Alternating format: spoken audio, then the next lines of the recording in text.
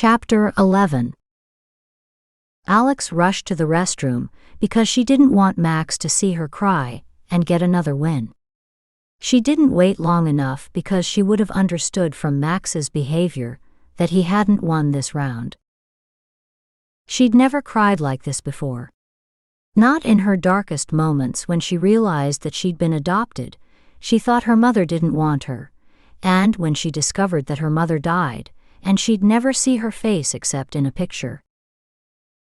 Alex didn't cry when she met Max and fell in love with him, and realized that she had to raise a child on her own, and when Max discovered that he was a father, he tried to take her son from her, and she never cried then. But now was different. She felt broken, and she had to do something to heal.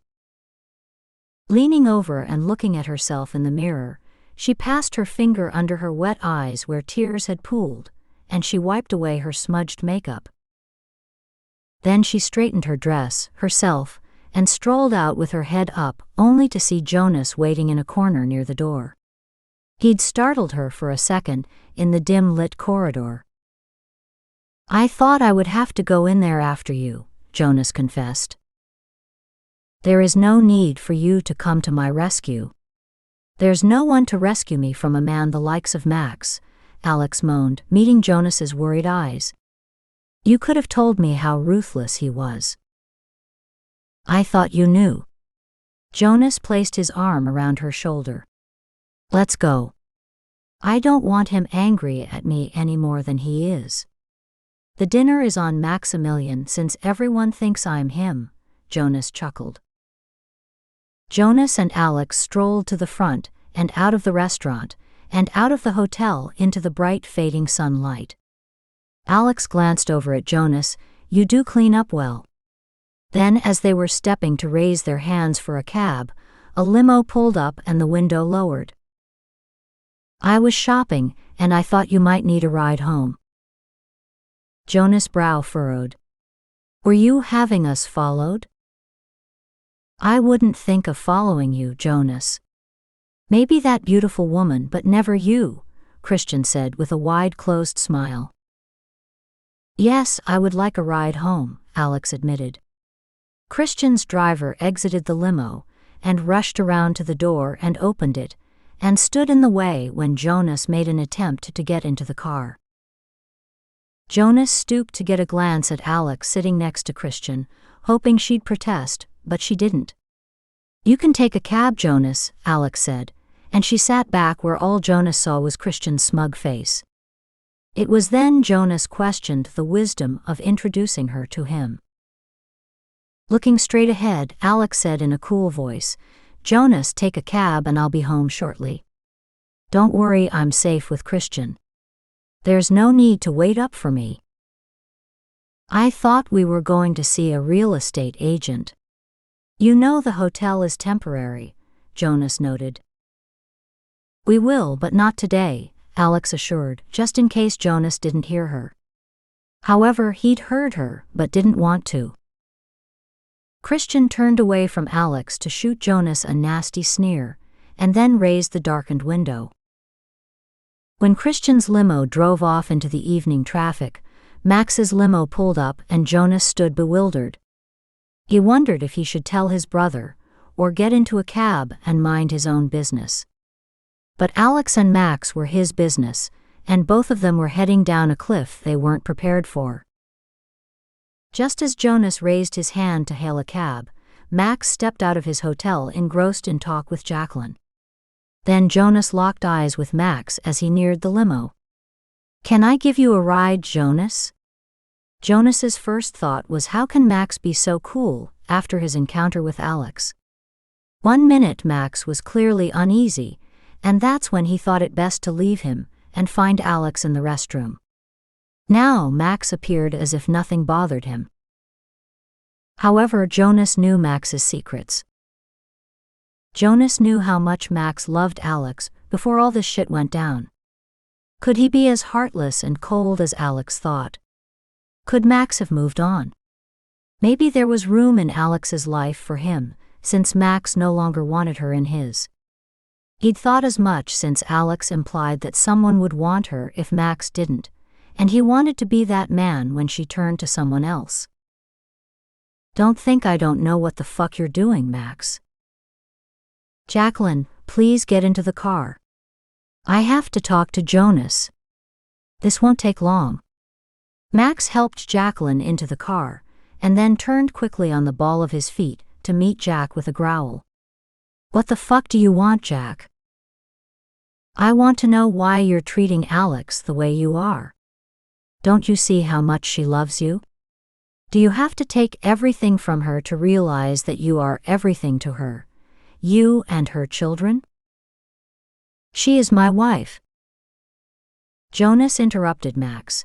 She's no longer your wife, and if you weren't so narrowed focused, jealous and vindictive, you could see what you are doing to all of us, especially her.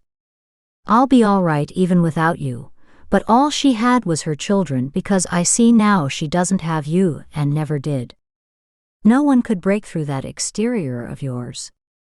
I thought maybe she had, and you were human, but I know now that you are as cold as that man she left off with in his limo. Who are you talking about? Where is Alex? Max's body twisted to the left and right. Jonas finally saw Max's cold exterior break like pieces of a polar cap. Are you going to tell me who Alex left with? Christian Kenley. Isn't he? Once she discovers the truth about him, she won't be there long. Max turned to stroll in the direction of his limo, before Jonas reached and caught his arm. Max turned with a sour look, meeting Jonas's eyes. Don't walk away from me, Max. You're going to hear me out. Max didn't move, and he didn't say a word. He knew when Jonas was like this, it was best that he listened. Christian Kenley asked Alex to marry him on their first meeting. I supposed you were the one to introduce them. I will not lie to you, Max. I was the one only because we didn't have any access to money, and you cut both of us off. What the fuck did you want us to do? Max watched Jonas, and they both raked their fingers through their hair at the same time. It was something they did as young boys, when they were nervous, and thought their father would punish them after they'd gone off and decided that they didn't want to return home. They were going to run away, become stowaways on a boat, and see the world. You are responsible for this, Jonas, Max barked. Don't blame me for your fucked up thinking. Max turned and headed to his limo, and opened the door and climbed in. Then he hit a button, and the window lowered. You'd better not let anything happen to Alex. You're responsible for bringing her back to us. And Max's limo pulled out and left Jonas thinking about what Max had said. Now he's holding me responsible for his fuck-up decisions. I'd be damned if I let him get away with this. She's not my wife, he thought. When Jonas entered the cab, Christian's limo was pulling up to his apartment with Alex. Chapter 12. Alex glanced at Christian as they walked into his elevator. She couldn't help thinking how handsome a man he was. Couldn't he have found him someone that would meet his sexual needs? She didn't like him that way. But he was charming, and maybe she could learn to like him or even love him someday if she'd give herself a chance. After all, she loathed Max now, and she would try everything in her power to hurt him. She hated him, and she hated herself for wanting him more now than before. What? Alex questioned, when she saw Christian staring at her, when the door to the elevator opened into Christian's penthouse apartment. I'm thinking that if you were mine, I would want no one else in my life, nor would I need someone else. Only you. Alex moved to the sofa overlooking the Manhattan skyline, and sat. Christian sat beside her. I sensed with our talk on our way here that you were considering my proposal of marriage. I was just thinking that maybe we could enter into a contract for a short time, and we could renew it if it wasn't conducive to our needs. Or my needs. What is it that you propose, Alex? He reached for her hands and Alex let him. He turned her palms up and leaned and kissed them. She thought she would be repulsed by the feel of another man's mouth and hand over hers, but she wasn't. There was a heat in his touch which traveled through her. She felt aroused and a calming effect that she never felt with Max. Max had her upset most of the time because he'd leave her, and it always had to do with his business. And she'd feel alone. Max would leave her with Jonas. Now she realized that Jonas was more of a watchdog, and he wasn't a good one at that. I need you not for what you think. I don't want to lie to you. I want my children back, and if it is possible I want my husband back, Alex said, peering into Christian's understanding eyes. I need you also. I haven't been this open with a woman before for fear that she would leave me, and when it came down to telling her what she would be facing if she married me, I discovered that she'd leave me anyway. Alex stared, thinking about Christian. Why would a woman leave this obviously handsome man who appeared to need love and appeared to be, from her observation, caring and kind? The way it looks, I think we need each other. Can we come together in a partnership of some kind and try to make each other happy for as long as possible? I will never force you to stay with me, and I don't want your pity. If you agree to be with me, promise me that it wouldn't be out of pity. Christian leaned to kiss Alex and she moved away. I will never be with a man because of pity, and I think it's way too early to think about you and me together. We should take this slow.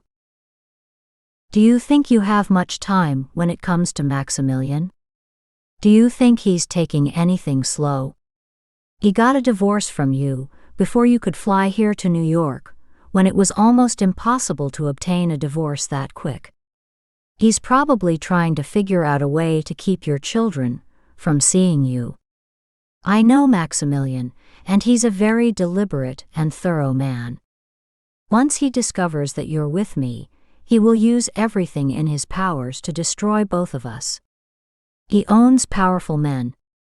He would probably say the same thing of me, Christian added.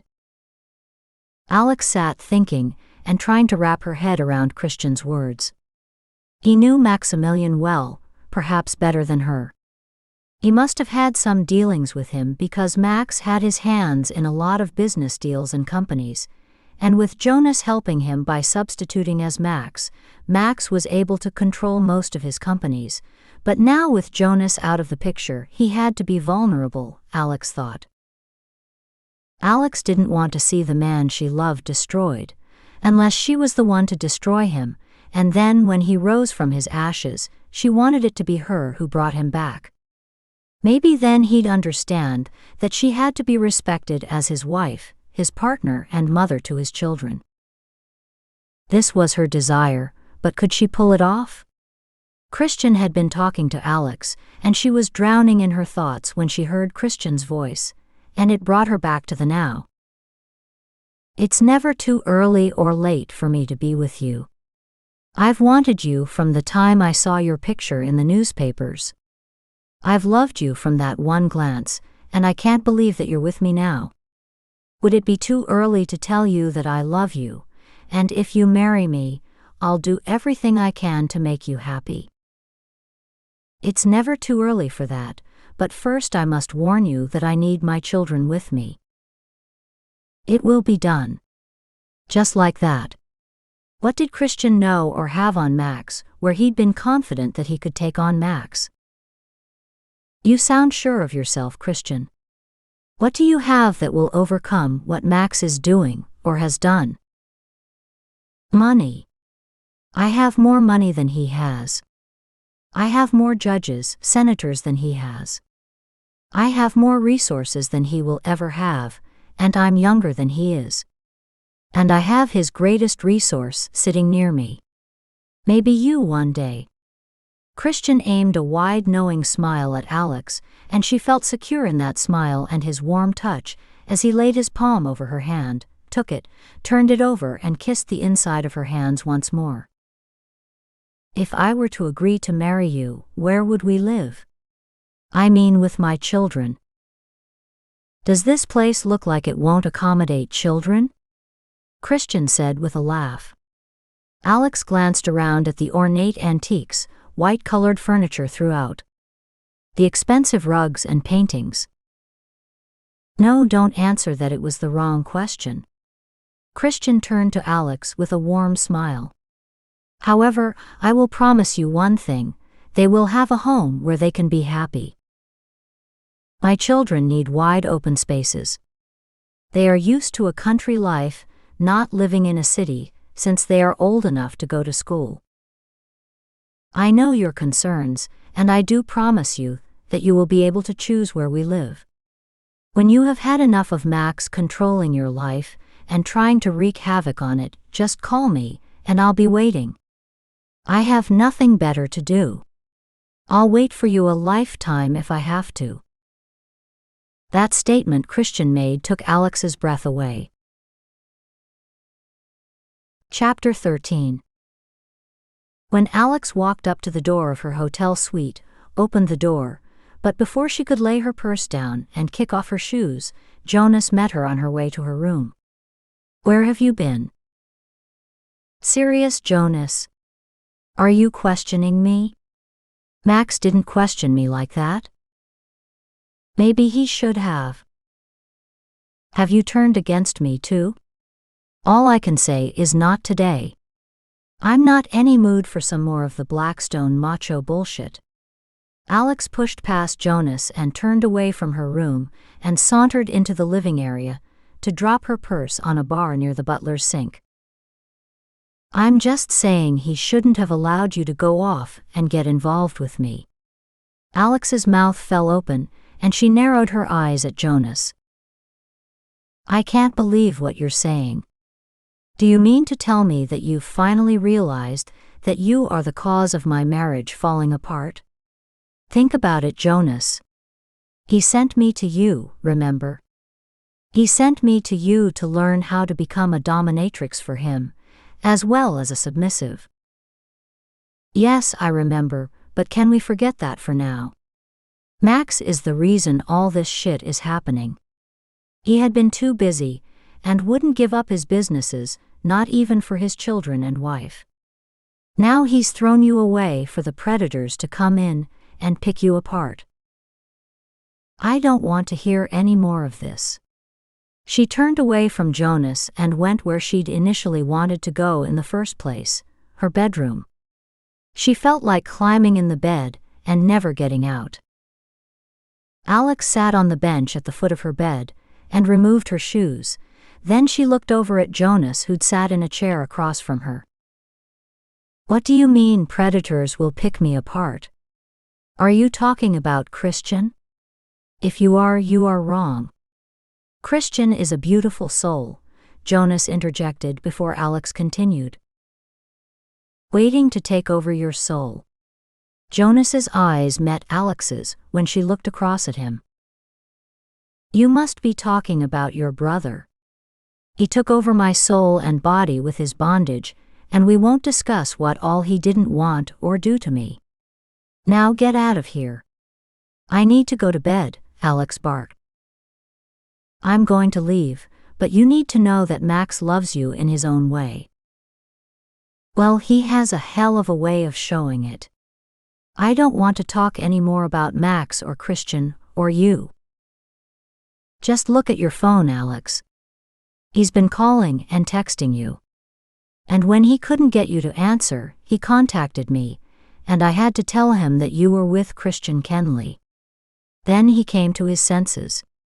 He realized that he could lose you. Max has always been impulsive, jealous, and covetous of what he loved to the point where he'd break his toys if they didn't perform the way he'd wanted them to. Jonas aimed a telling glare at Alex. That was exactly what Alex thought, and she wanted no part of Max now. That sealed it for her.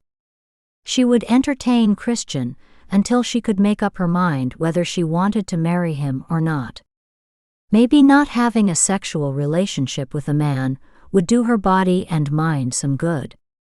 She needed a rest from the sexual bondage she'd enjoyed with Maximillian. Close the door on your way out, Jonas. I'm taking a shower. I think I need a long one after tonight. I'm going to a club, Jonas stated as he strode to the door. This late? The only clubs that are open are private clubs, Alex noted, and with a knowing glance she slanted her head, and when Jonas didn't say a word she knew where he was going. Close the door on your way out, she repeated with a stern voice. Jonas wanted Alex to say something to stop him. What could she say to him to stop him from his life? It wasn't her responsibility to prevent him from going to a bondage club. Maybe he needed what she'd provided to his brother Max. Maybe it was the only thing to make him functional. She didn't know, and at that moment she didn't care. She'd had too much of the Blackstone men to last a lifetime. Heaven knows she couldn't flog his ass until he'd come. That had only been reserved for Max. Who was servicing Max now? Alex wondered. Maybe it was that blonde she'd seen him with.